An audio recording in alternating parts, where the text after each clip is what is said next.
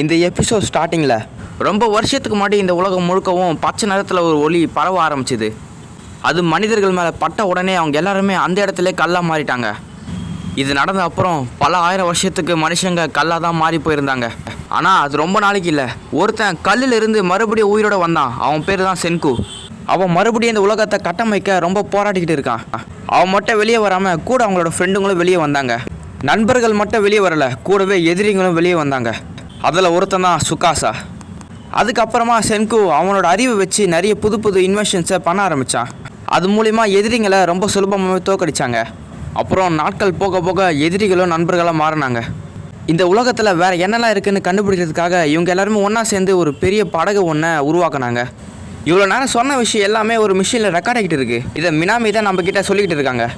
ஆனால் இதோட நிற்கலை. இந்த பச்சை நிற ஒளி வர காரணம் அது நிலவில் தான் இருக்குதுன்னு தெரிஞ்சுது. எதிரிகளோட பேஸும் அந்த நிலவில் தான் இருக்குது. அவங்கள அழிக்கணும்னா ஒரே வழி நிலவுக்கு தான் போய் ஆகணும்.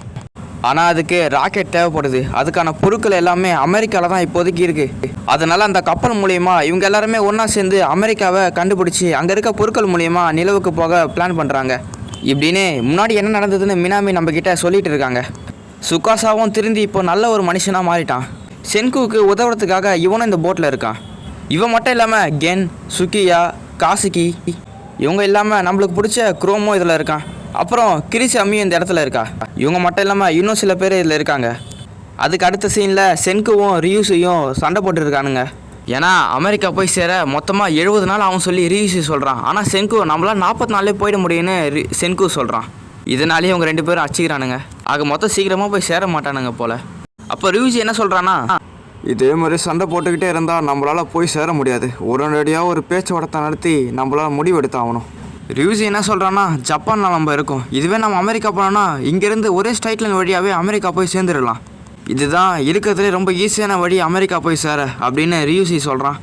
ரியூஸி சொன்ன மாதிரி இந்த வழியாக போனால் மொத்தமாக 70 நாள் ஆகும் போய் சேர. ஆனால் சென்கு இதுக்கு தான் உங்களை படி சொன்னேன்னு சொல்லி மொத்தமாக தப்புன்னு சொல்லிட்டான். அதுக்கு சென்கு என்ன சொல்கிறான்னா, ஜப்பான்லேருந்து அமெரிக்கா போக ஸ்ட்ரைட்டாக போகாமல் இங்கேருந்து சுற்றிக்கிட்டு போகலாம் அப்படின்னு சொல்கிறான். ஆனால் எல்லாருக்குமே இவன் சொன்னதை பார்த்தா குழப்பந்தான் வருது. எதுக்கு நம்ம சுற்றிக்கிட்டு போனோம், நம்ம ஸ்ட்ரைட்டாக போனால் சீக்கிரமாக போய் சேர்ந்துடலாமே அப்படின்னு சொல்கிறாங்க.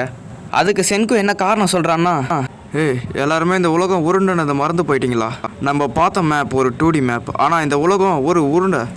ஆனால் இன்னும் யாருக்குமே இன்னும் சரியாக கிளியராக புரியல.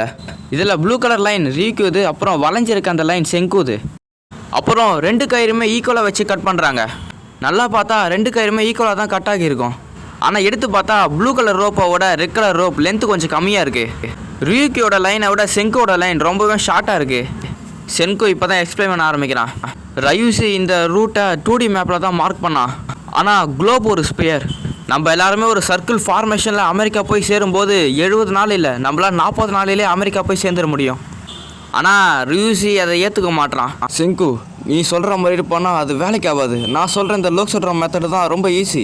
நீ சொன்ன மாதிரி பார்த்தா நம்மளால் உண்மையிலே போய் சேர முடியுமான்னு தெரியாது. ஆனால் இதில் ஒரு பிரச்சனை என்னென்னா, இவங்க போயிட்டு வரத்துக்குள்ளே அந்த 70 நாளைக்குள்ளே இவங்க வச்ச எல்லா பயிருமே பனிக்காலத்தில் அழிஞ்சு போயிடும். அதனால் 40 நாளைக்குள்ளே நம்ம போய் சேர வேண்டியது இருக்குது. இதில் 2 பேர் 2 டீமாக சப்போர்ட் பண்ண ஆரம்பிக்கிறாங்க. நிறைய பேர் சென்குக்கும் இன்னும் சில பேர் ரியூக்குக்கும் சப்போர்ட் பண்ணுறாங்க. ஆனால் யாருமே யார் சொல்லதுமே கேட்க மாட்டுறாங்க. அதனால் இவங்க 2 பேரும் ஒரு போட்டியை வச்சுக்க போகிறாங்க. அந்த போட்டியில் யார் ஜெயிக்கிறாங்களோ இனிமேல் அவங்க சொல்லது தான் கேட்கணும். அதுக்கு அடுத்த சீனில் கார்டு கேம் விளையாட ஆரம்பிக்கிறானுங்க. இவங்க விளையாட போகிற அந்த கார்டு கேமை பார்க்க அந்த கப்பலில் இருக்க எல்லாருமே பார்க்க வந்திருக்காங்க. 2 பேருமே போட்டிக்கு தயாராக இருக்காங்க. ஆனால் கென்னு ரியூக்கு சப்போர்ட்டாக போயிட்டான். சென்கு இதை பார்த்து ஷாக் ஆகிறான். ஏன்னா கெங்கு ஒரு மாஸ்டர். இந்த மாதிரி கேமில் அவன் ரொம்ப ட்ரிக்காக விளையாடி எல்லாருமே ஜெயிச்சிடுவான். இல்லை, இந்த கேமை நீ மட்டும் தான் விளையாடணும். கென்னு இந்த டீமில் இருக்கக்கூடாது.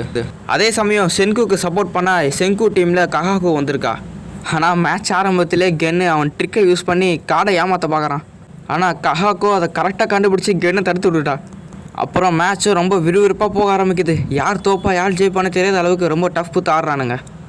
அப்புறம் மறுபடியும் கென்னு அவனோட ட்ரிக்கை யூஸ் பண்ணி அந்த கார்டு மேலே சுகரை வைக்க ஆரம்பிக்கிறான். இதை மறுபடியும் கஹாகோ தான் கண்டுபிடிக்கிறா. என்னென்னு பார்த்தா அவன் ட்ரெஸ் ஸ்லீவ்ஸில் ஒரு பீட்டில் இருந்திருக்கும். அந்த பீட்டில் பூச்சி மூலிமா அந்த சுகரை கரெக்டாக கண்டுபிடிக்க முடியும். இது மூலிமா அந்த கார்டு எந்த கார்டுன்னு இவனால் ஈஸியாக கண்டுபிடிச்சி இந்த கேம் வின் பண்ண முடியும். ஆனால் பாவம் நல்லா மாட்டிக்கிட்டான். அப்புறமா சென்கு அந்த கார்டு கேமில் ஜெயிச்சிட்டான். இது இவங்க 2 பேரால் நம்பவே முடியல, இவன் எப்படி ஜெயிச்சான் அப்படின்னு. ஏன்னா கென்னுக்கு மேலேயே அவன் ட்ரிக்கை யூஸ் பண்ணி எதுவும் ஜெயிச்சிருக்கான். அது எப்படின்னா இவன் கார்டோட ரைட் சைடில் லேக்கர் மெத்தட் மூலியமா அதை ட்ரிக்காக யூஸ் பண்ணி இவன் ஜெயிச்சிட்டான். அப்புறம் செங்கோட முகத்தை பார்த்தா பயங்கரமாக வீங்கி போயிருக்கு. ஏன்னா இவன் பண்ண லேக்கர் மெத்தடில் அது இவனுக்கு ஸ்கின்னுக்கு அலர்ச்சி வந்திருக்கும். அதனால தான் இவன் முகம் ரொம்ப வீங்கி போயிருக்கு. ஒரு வழியாக செங்கு ஜெயிச்சிட்டான். இனிமேல் செங்கு சொல்கிறபடி தான் அவன் சொன்ன ரூட் வழியாக தான் இந்த கப்பல் போக போகுது.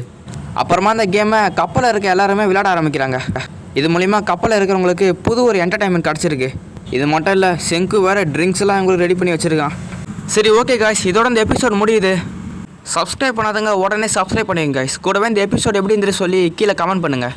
உங்களை அடுத்த ஒரு எபிசோடில் பார்க்குறேன். அது வரைக்கும் பாய்.